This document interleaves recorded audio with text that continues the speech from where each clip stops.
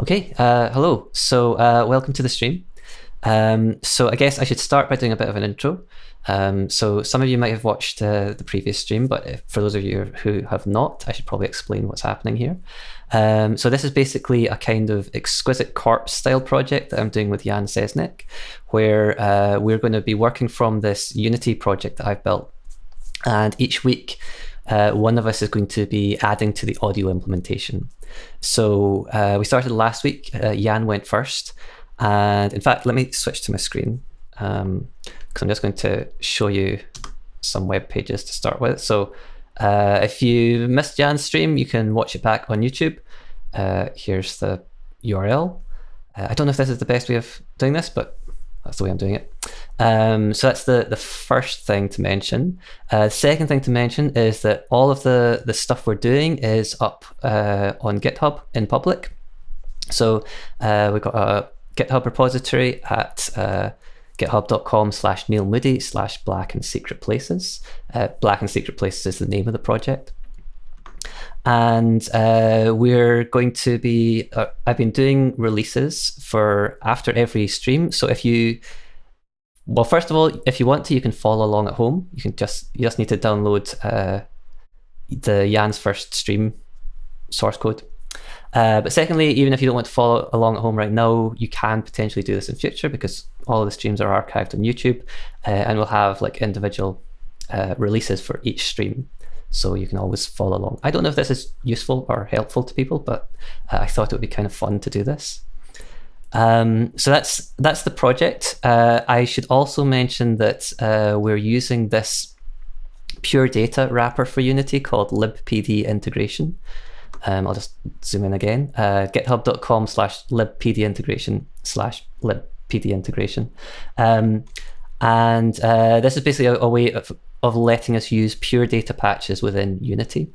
Pure data, if you're not familiar with it, is basically a visual programming language for audio and music. So it's a really nice way of doing things like procedural sound generation and kind of more complex kind of interactive audio stuff. And part of the reason we're doing these streams is because I maintain libpd integration, and I thought this would be a kind of fun way of drawing a bit more attention to it. So if you are interested in this stuff, you can get libpd integration from GitHub and create your own pure data patches and integrate them into your Unity projects. Now, let's see. The last thing I'll say is if you're watching this on YouTube and you would rather watch it in a kind of strange interactive virtual space, you can also go to biom-gallery.glitch.me, which is the kind of slightly strange virtual space that we built at Biom Collective over the past few months of 2020. And if you go there and go into the cinema, you can basically hang out and watch the stream with other people. You can type /dance to dance. You can type /woo to cheer if you think I did something good. Or you can type /sing if you just want to sing along. Anyway, that is probably it for the intro. Hopefully I've not missed anything important. I'm going to switch over to the Unity project now. So basically, like I said, Jan started this last week, and I was actually working while Jan was doing his stream, so I didn't get to watch it then. And instead, I thought it would be fun if I start this stream by watching it, by listening to what Jan did for the first time. So that's what I'm going to do. I'm going to play through the game, and I'm just going to listen to the stuff that Jan added to it, because up until today, I've only ever played through the game with no audio. So let's get started.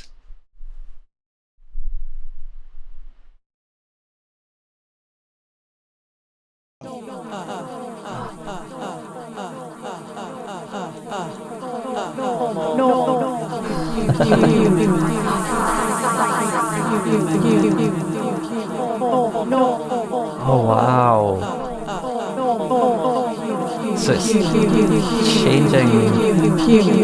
changing which words it's playing back depending on your proximity to the door. Wow. Okay. Okay. So I don't know how long it's going to take us to kind of complete the audio for this game, but yeah, I'm looking forward to finding out.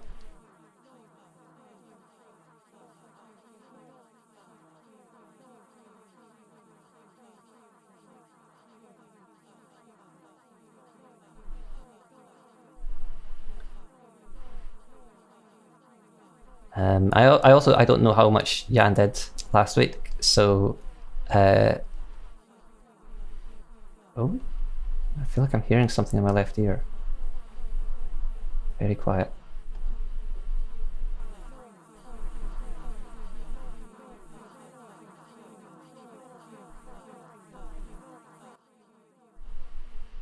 Oh. I'm not sure that's entirely intentional, that I could hear the original normal human-sized door granular stuff happening from that room. But yeah, like I was saying, I don't know how much Jan has done, so it's entirely possible that we've already heard the extent of his work. Because I think his stream was about an hour too, and an hour isn't really a lot of time to like fully fill out the soundscape for a game. Wow, I can still hear it, but only in this room. I feel like I wasn't hearing it in the previous room. Interesting.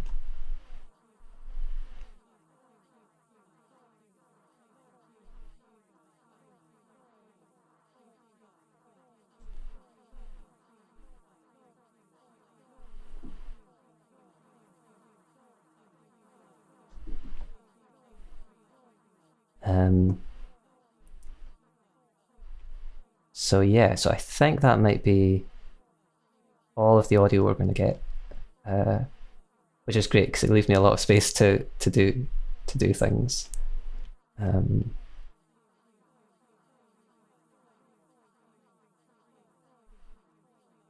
yeah, so I built the project itself, and I am very much not a 3D artist, so I don't know how noticeable it is that most of the elements, most of the visual elements in this are basically Unity primitives, with a few things like the spiral ramp, which I had to painstakingly model in Blender, which was not a particularly fun process. I'm not very good at that. Thankfully, I chose a visual style that hides a lot of the issues with my 3D modeling. Anyway, that's the extent of the game. So cool. I think I'm gonna hit play one more time. I just want to listen to the normal human-sized door stuff.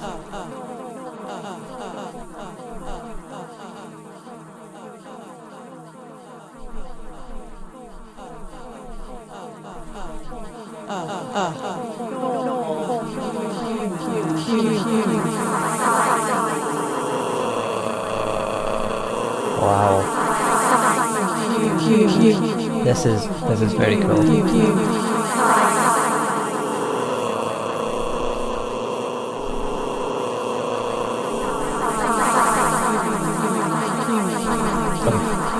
Okay, I should get started. I'm going to stop maximizing the game because I'm probably going to want to see things as I go. So we got some. Okay, I'm just going to ignore this. I might cut if I need to see things happening in the console. I might come back and maybe comment out some of Jan's stuff because there's quite a lot. But let me see. So I should think about what I'm doing. So I think what I would like to do is I would like to add a sound to Barbalith, which is the red sphere that kind of appears throughout. It starts off hidden in this black box so that the player doesn't see it. This maybe isn't like the most. This maybe isn't the best way to do this. I don't know. It works. So I think what I want to do is I want a sound attached to my sphere, and it would be really cool if that sound could react to the size of the sphere, because the sphere does get bigger throughout. Oh, that's not what I meant to do. How did I do that?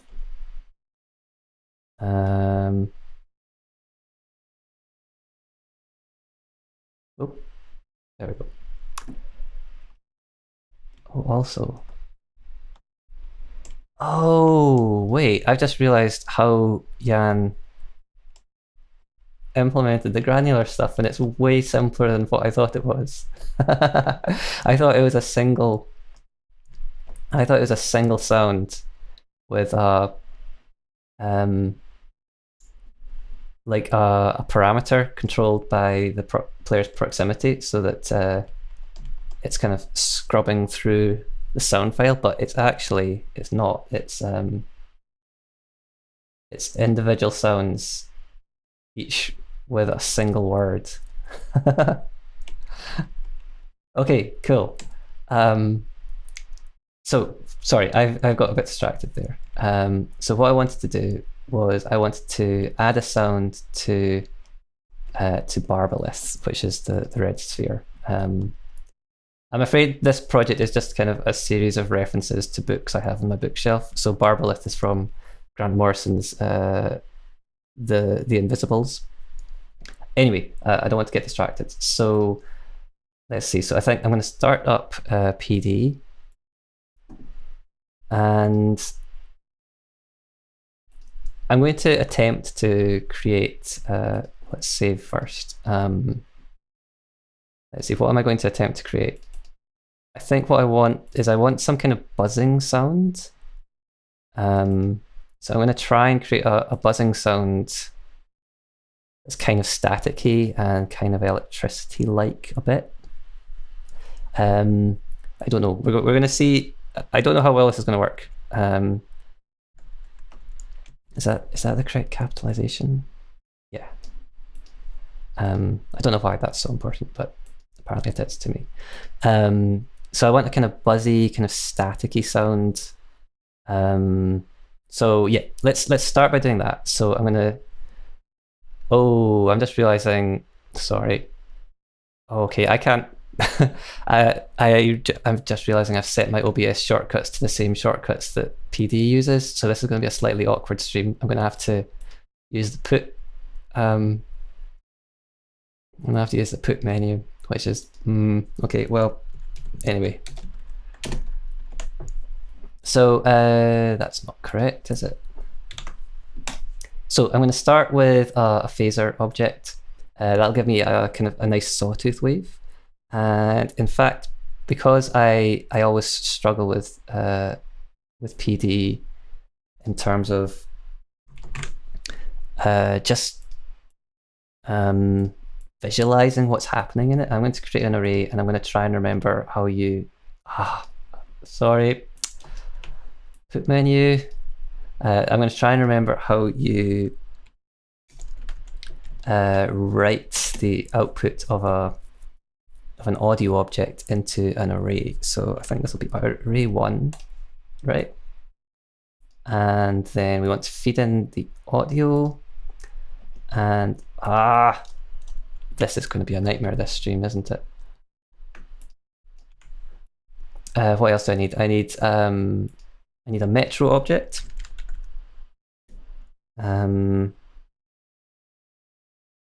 Oh, let's do 0.5 and let's change the size of this array actually. I'll do. So the metro, have I got that? Yeah. And then if I add in a toggle, I think I can turn this on, and nope. Okay. Sorry, this stream is probably going to be a lot of me trying to remember how PD works. I probably should have done a bit of research beforehand. Oh, is this not? This looks like what I'm doing. Oh, I need to turn on audio, don't I? Okay, so this is doing this. Let me just see what's going on with this. Okay, so why's the...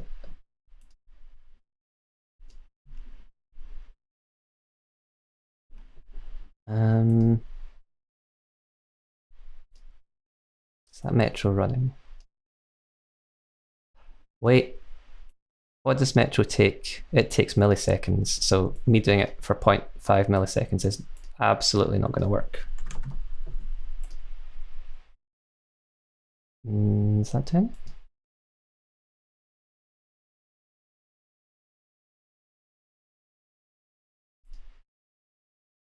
There we go. Okay, that took way too long. But now I can at least visualize what's happening. So first thing I want to do is I don't want my phaser going... Sorry, this... I should have remembered PD shortcuts. Anyway, first thing I want to do is I want to rescale my Sawtooth wave so it's going for the full range of this, because we don't want it just going from 0 to 1 here. So I'm going to multiply it by 2, and then I'm going to subtract by 1 so we get it nice and scaled.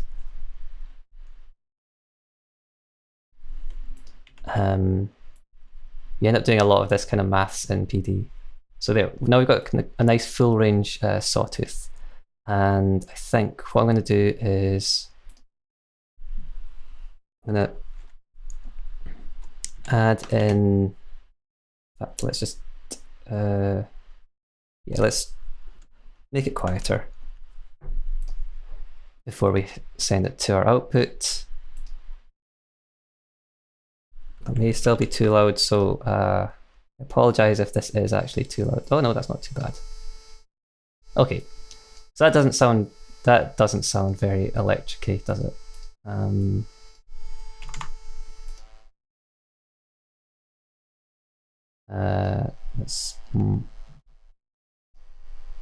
Wait, you can't hear this. This is coming out of my laptop speakers. Bear with me a second.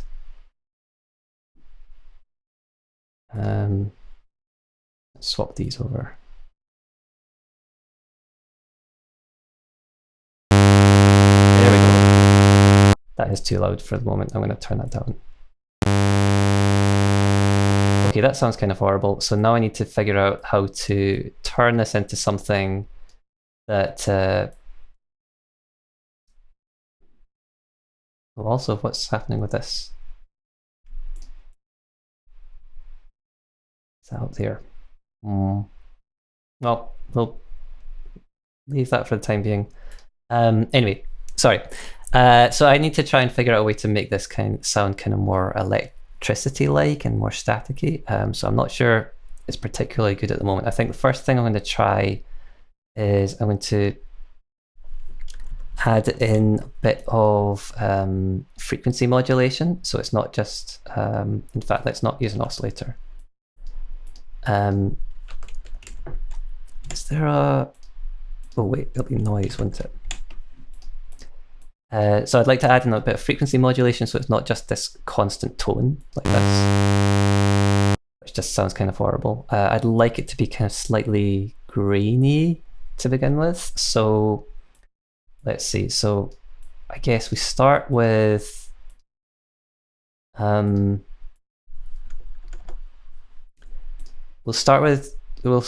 sit on 100 hertz to begin with, at least, and then we are going to, let's see, what do we want to do? We want to kind of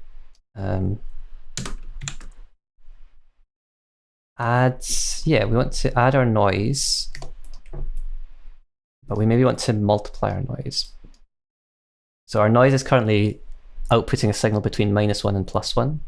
I'm not sure that's going to be audible at 100 hertz, so I think we want to scale that up a bit. Let's try by 10. And then we add that onto our 100 hertz. So basically, we're now going to have a value coming out of here that is randomly varying between 90 hertz and 110 hertz. I'm not sure what this is going to sound like. wait, I've done something. You can't send a. Wait, I think I'm misunderstanding how these audio plus boxes work. So I think what I actually need to do, I think if I have the 100, in fact, what I'm doing this a silly way. This makes more sense, right? Let's try this.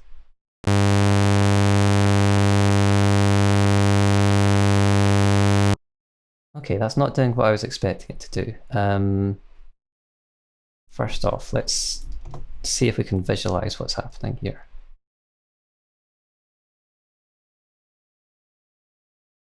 I messed up my metronome. Why is it not showing me what's happening?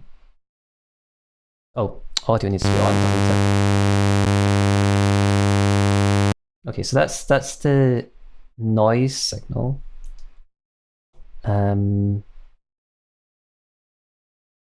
Okay, we're going to do this. I'm going to need to reset the scale here. Let's go from 0 to 200. I think that will hopefully give us a sense of what is happening. Okay. So that's strange. Have I misunderstood phaser? No, we should be able to...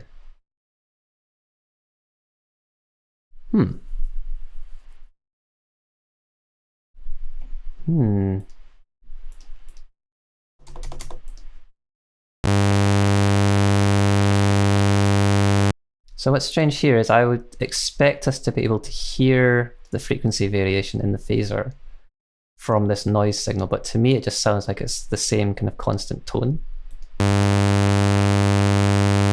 Oh, I need to rescale this again.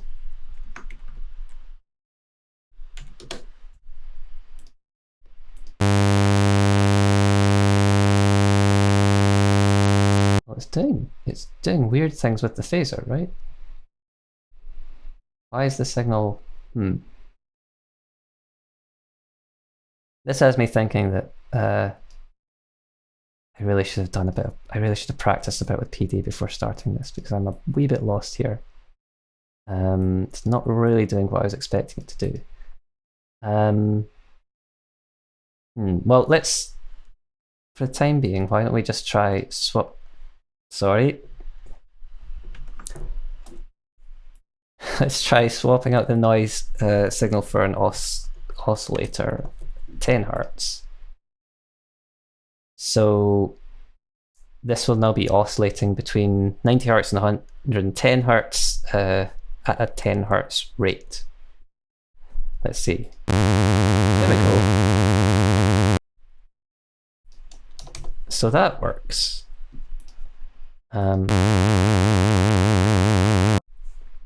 That's not really the sound I want for my sphere. So why do we not hear it when it's a noise signal?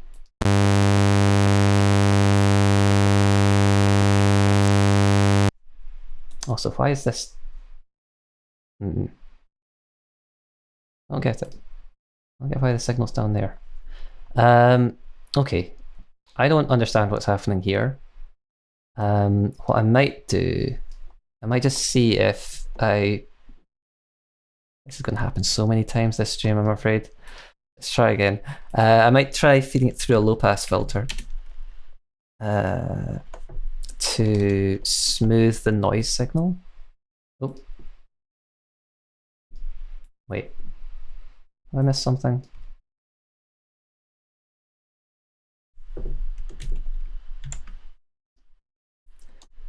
Oh, this is embarrassing. How could I have forgotten the name of the low-pass filter object?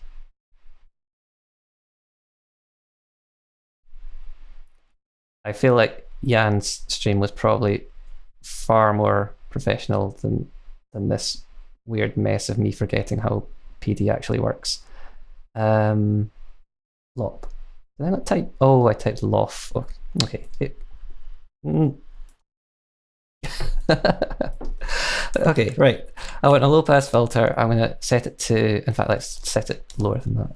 set it to 50 hertz. So what we should be getting out of the noise object now is a very slowly varying, or a more slowly varying noise signal. Let's reduce that a bit further.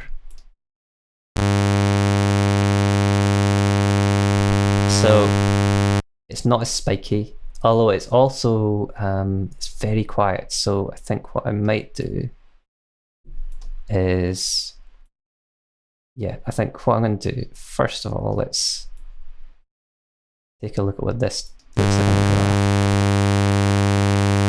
graph. Okay, so that gets us to kind of the overall signal level we want, but then we want to multiply it by 10 again, so that for our frequency that we're passing into our phaser, the frequency we're passing into the phaser goes from 90 hertz to 110 hertz. So I'm going to multiply this by a factor of 10.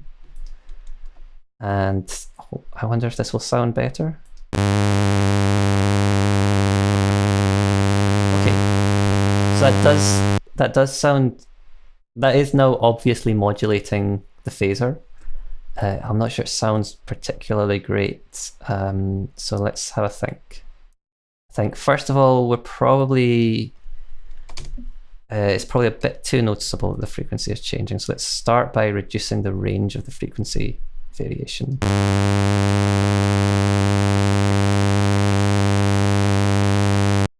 Okay.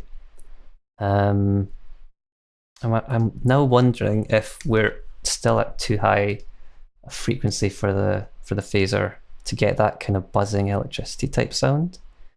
So let's reduce it to 50.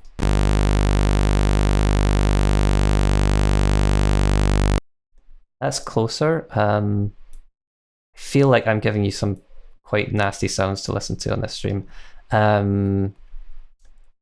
Let's see. Oh, that went weird.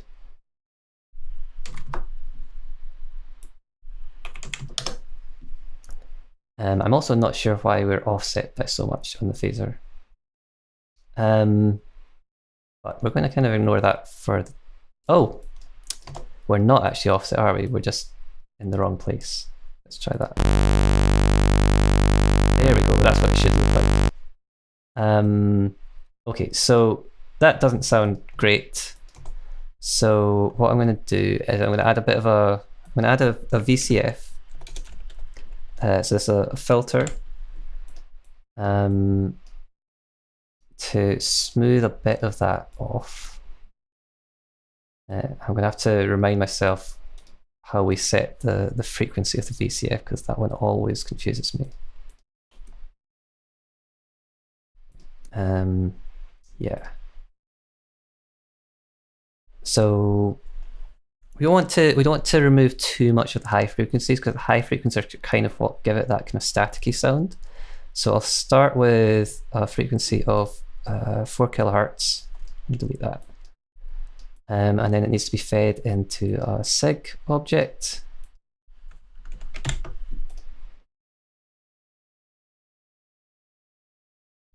Let's see what this sounds like.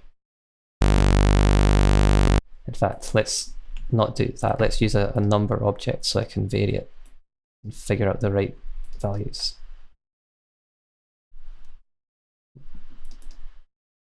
Oh, what am I doing here?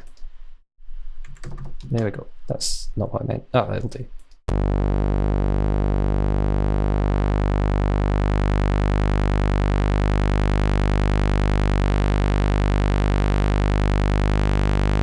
Okay, I'm going to go with that. So 1425, that's close enough to be getting started with. And I think what I should probably do is I should probably put this into Unity to double check that it's actually working. So I'm just going to need to add a load bang so that this message gets sent straight away. And yeah, if I save that and we come back to here, now let's just double check that that's actually ended up in my folder. Yep, so we got Barbalit here. And then we're going to need to add an in fact, yeah, we're going to need to add a libpd instance component. So when you add libpd instance, it automatically adds an audio source, which is really helpful. So in this case, we're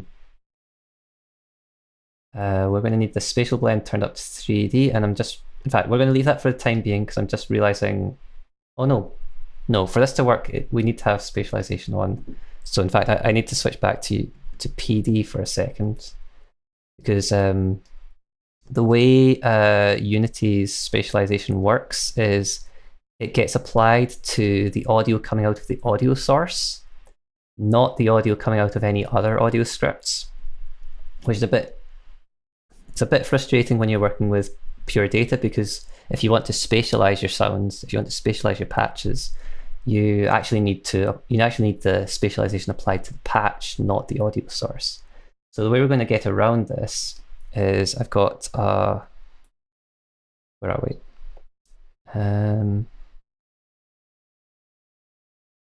Oh, here we go. Is it in sounds? Oh, there we go. We've got the spatializer fix sound file, which, if we look at it, is literally just a sound file with a constant value of 1.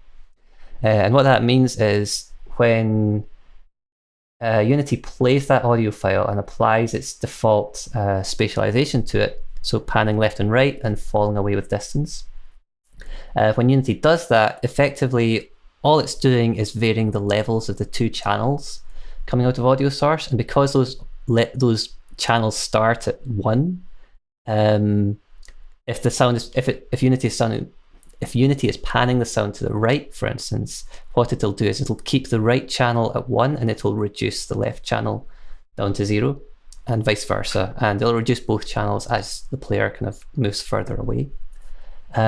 So we now have the output of audio source basically as a DC signal that varies with the panning and the distance.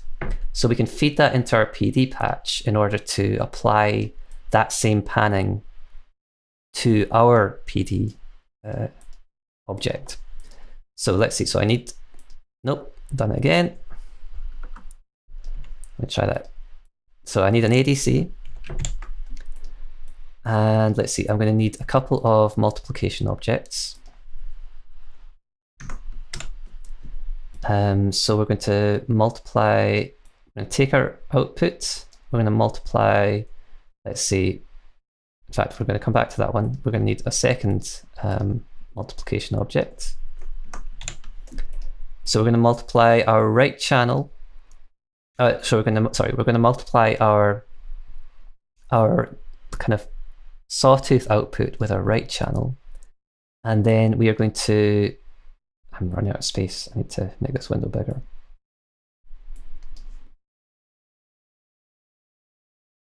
So we're going to just multiply our Sawtooth output with the right channel from the ADC. So when the right channel is 1, we'll be feeding the full signal to the right channel of the output. When the right channel of the input is 0, we'll be feeding none of the main signal to the right channel of the output. And then what we need to do is we need, let's see, so we're going to need another message box. Nope, not there.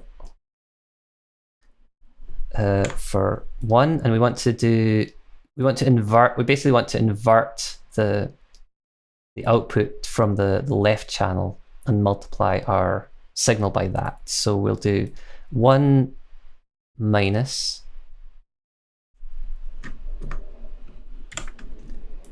our ADC, and you know what? I'm going to switch back to, that's the wrong one. I'm going to switch back to my libpd integration page, because I am now forgetting how I've done this in the past. I'm fairly sure it's quite straightforward. Yeah, I'm doing this completely the wrong way around. This is all I needed to do.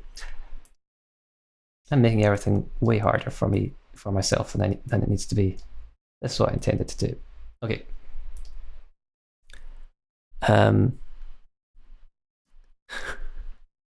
Oh, and I've just noticed the chat, and yes.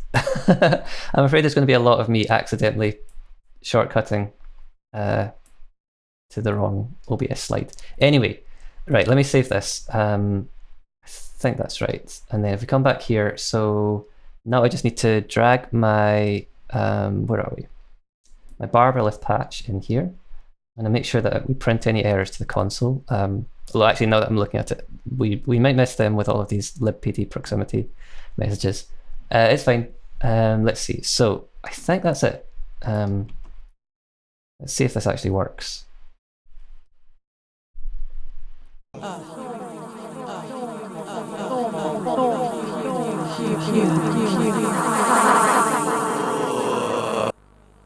Okay.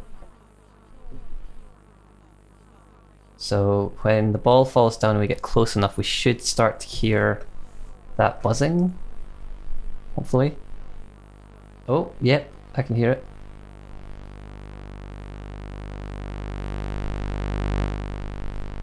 Okay. So actually, it didn't sound particularly nice in pure data, but just adding the spatialization to it, it's kind of nice. It's not quite what I want yet, but it works okay, I think. And then if I do this, yeah, okay, okay. That's not. I was expecting it to sound far worse, but that kind of works. So, okay. I think actually what I really want to do is I want to replace this with an abstraction. So I want to, because I suspect I'm going to be doing this thing a whole lot. And also if I turn on audio, you're going to notice that straight away it's going to do weird things. Like when I talk, like I think it's getting the audio from my microphone, so, well, it is, but I'm not actually hearing it. It's fine.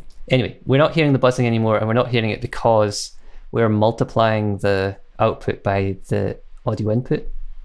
So this is something we need to do in pure data in order to get pure data, sorry, something we need to do in Unity in order to get Unity's spatialization working. But in pure data, it kind of messes us up because it's harder to audition the sound. So what I'm actually going to do is I'm going to create an abstraction to hide this in.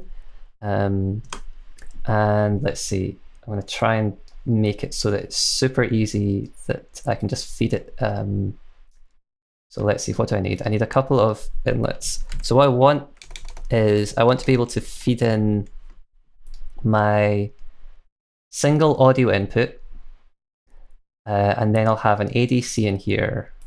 In fact, let's just copy and paste.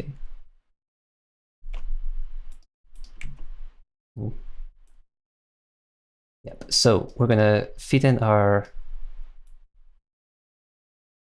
inlet. We've got our ADC, and I should have copied that DAC at the same time, but that's fine. And okay, so all this does is it recreates what we've got. So this isn't actually what I was looking for. So what I want to do really is I want a way of toggling the ADC input on and off.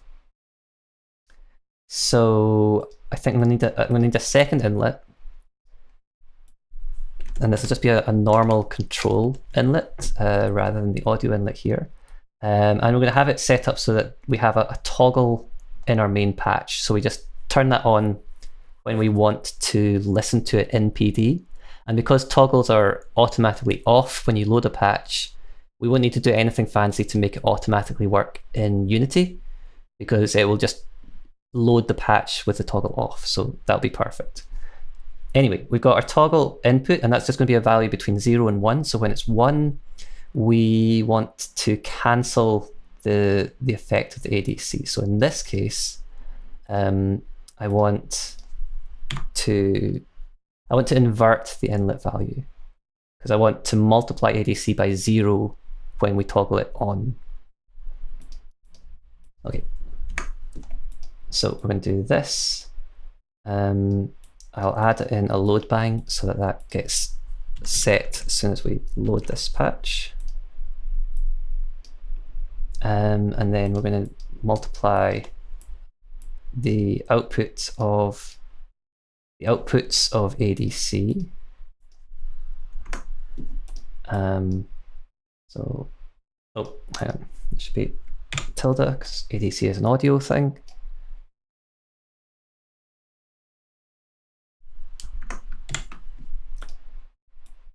So we'll multiply the outputs of ADC, we'll send these to here. I think that's right. And then I'll save this as, I'm going to call ADC helper, that'll do. So now I should be able to create an ADC helper object in here. Yep.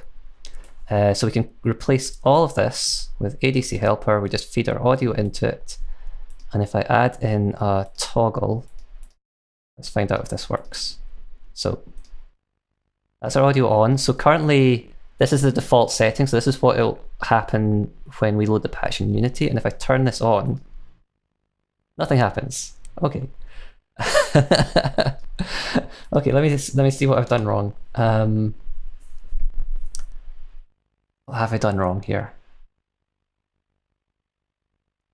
I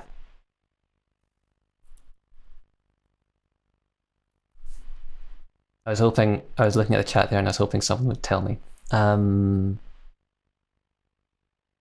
Okay, I know exactly what I've done wrong. So what's happening here is when we toggle this on, we basically multiply the ADC by 0, which has the effect that, oh, I don't know if you can hear it, but I can hear a little buzzing when I talk now, which is because my audio is then effectively amplitude modulating the phaser.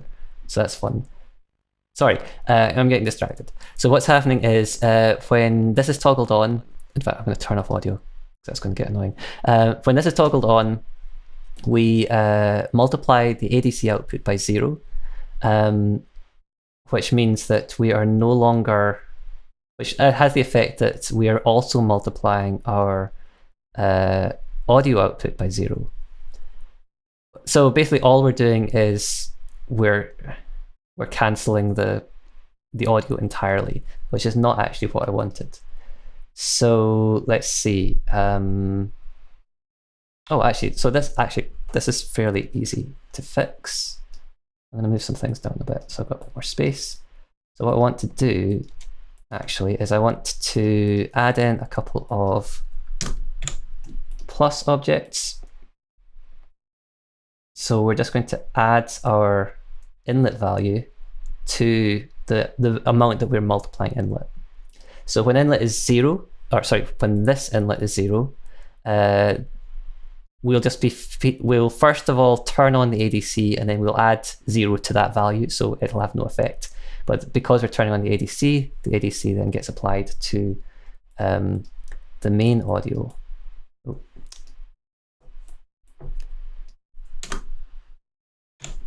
And when we turn it off, we turn off the ADC and we turning off the ADC means it is outputting 0, and we add 1 to both values, so we just get a constant output. That's the plan, right? So if I save this and we turn on ESP, there we go. Okay. Okay, so I'm going to double check that actually works in Unity. In fact, I'm thinking now I should have probably moved the player object. Yeah, let's do that rather than walking through the whole thing. I'm just going to drag you over here.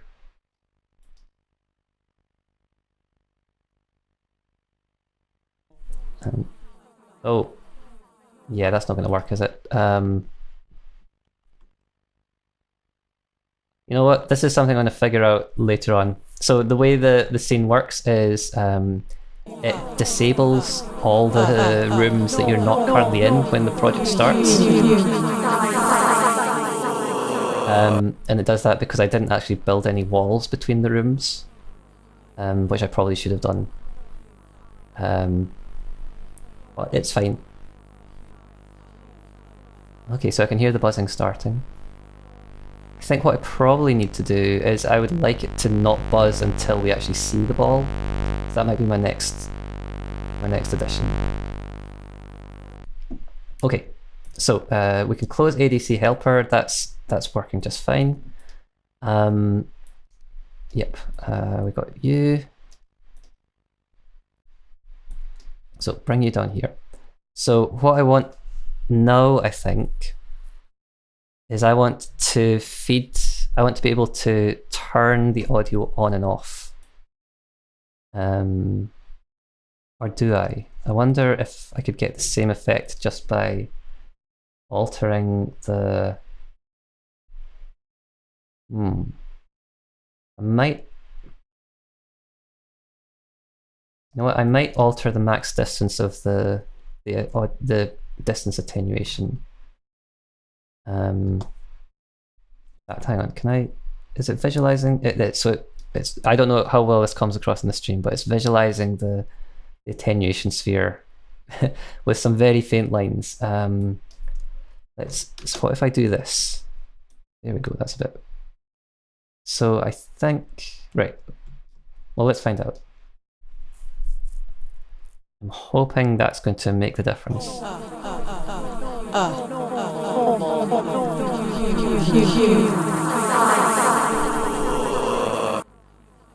Okay. So I think that, so we can see the listener. Oh, the listener's actually coming into view. Yeah.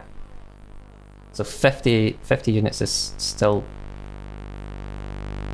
too long, still too far.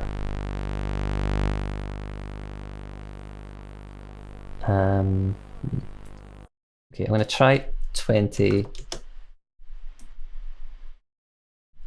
That might do it. Let's find out.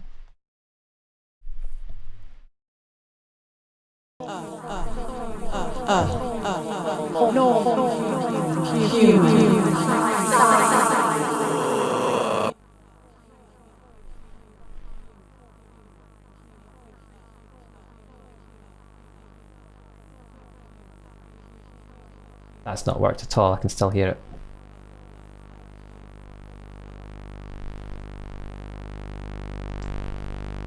I'm just wondering about this curve. See, I kind of hate that Unity does this. Like changing the max distance doesn't change the default logarithmic roll-off. All it does is show you a smaller range of that curve. Let's switch it to linear and see if that makes a difference, or if that makes an appreciable difference. I wonder if... I kind of hate these curves. These are unpleasant. No, we'll try linear, and that's probably not going to work. So I think what I might do is I might just add something to the PD patch, turn it on and off when I want it, rather than trying to work with Unity's slightly clunky attenuation curves.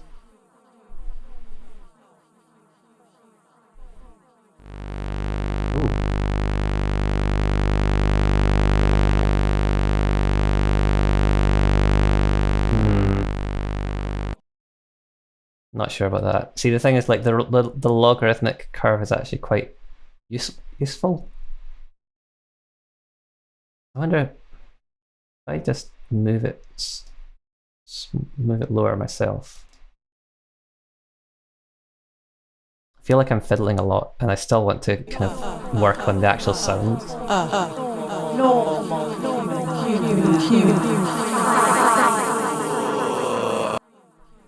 Well, we're going to see if this works, and I feel like we've got about 10 minutes of the stream left, so I need to hustle a bit if I'm going to get anything more done.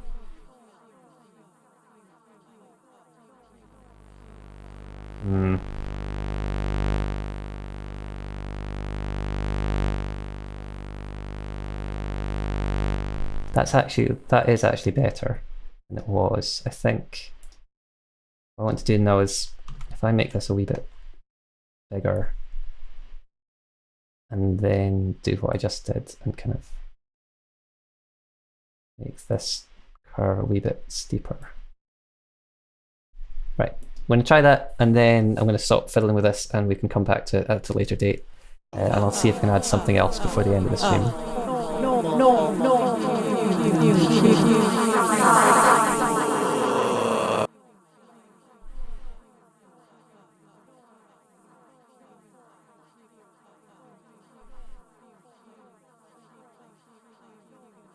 I would like to hear it as soon as I see it. That's the thing.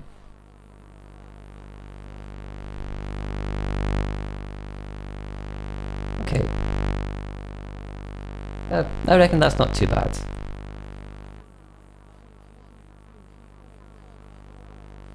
But then it would be good if it suddenly gets louder when it raises out of the ground.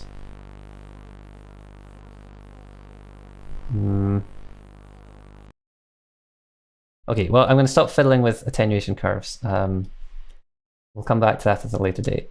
It'll do for now. I think what I would like to do...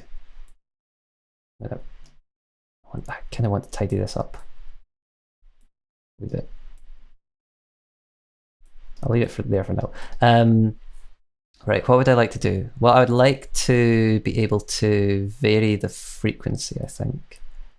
So I'm going to add... I'm going to call this size. So basically, this is going to be a variable that I feed into the patch from Unity. And yeah, so we're going to replace this value with size. In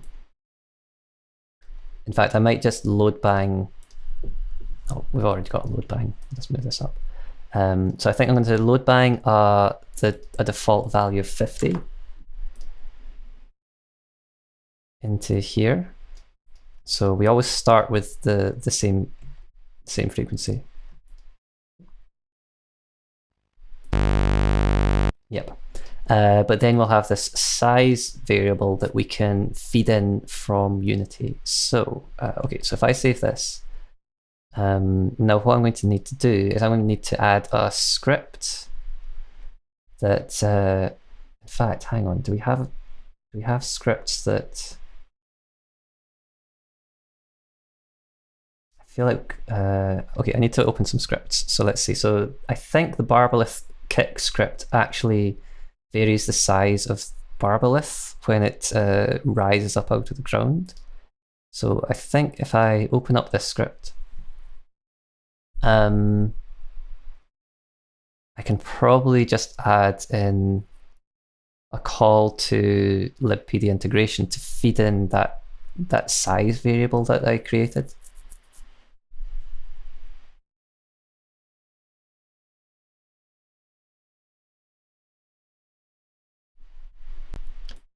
Let's see. So what I need to see is, oh.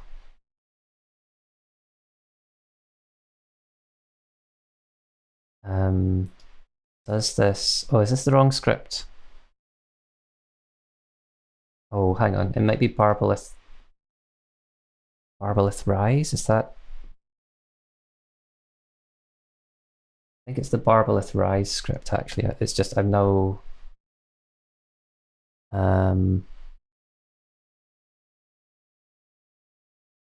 oh, here we go, it's here. Right, so it's the Barbalith Rise script that I'm looking for actually, so it's this one. And if we're rising, we move and we scale up. So yes, so this is the script that I'm looking for. So what I want to do is I want to add a reference to my libpd integration script. Sorry, my libpd instance script. And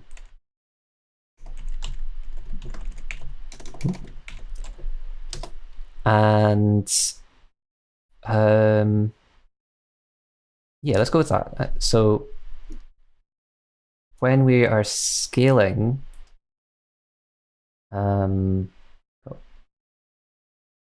yep.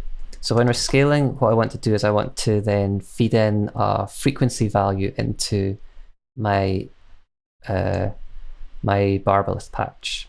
So let's see. So it'll be Barbalith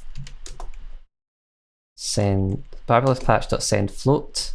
We'll send size because that's the variable I called it. That's what I called it in PT.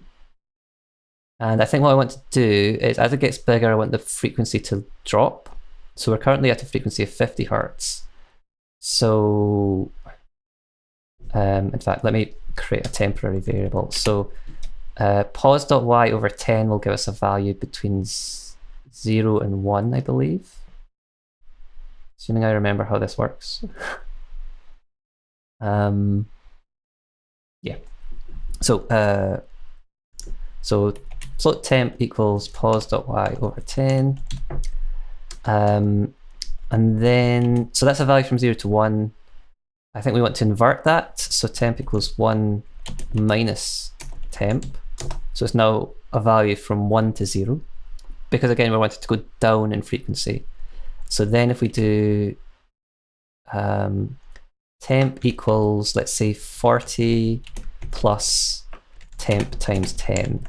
So we'll now have a frequency range that goes from 50 Hertz down to 40 Hertz. If I've understood the code I've just written. That's what it should be doing. It should be going from 50 Hertz down to 40 Hertz. And I think that's all we need to do. Let's take a look. Did we get any errors? We didn't get any compilation errors. I do need to feed in my barbelith patch here. There we go. So yeah, okay. I think that's right. Let's find out.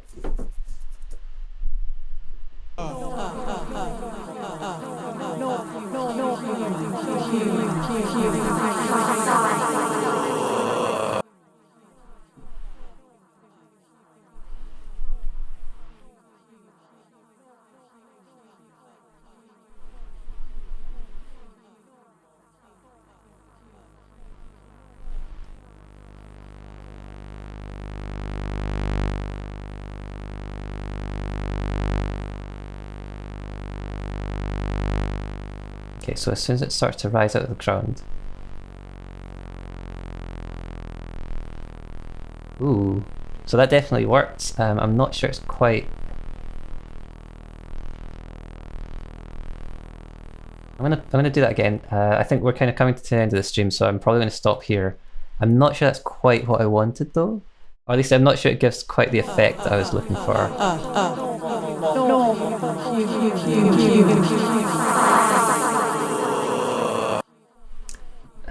So I feel like the effect I got from hearing that pitch change was not that this thing was getting bigger and more imposing, but rather that time was slowing down, which is a weird sensation.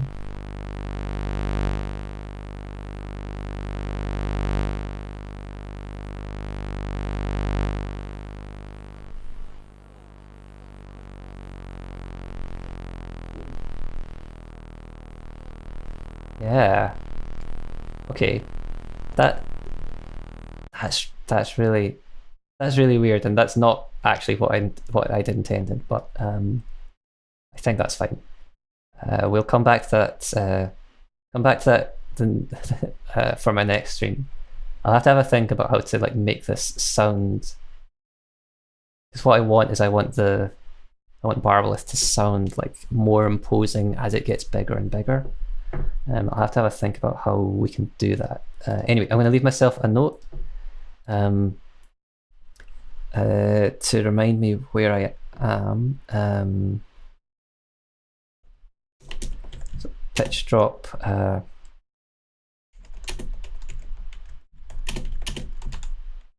And for some reason I can never get returns at the end of the lines to work in PD, so I always find myself creating like multiple separate comments. Down,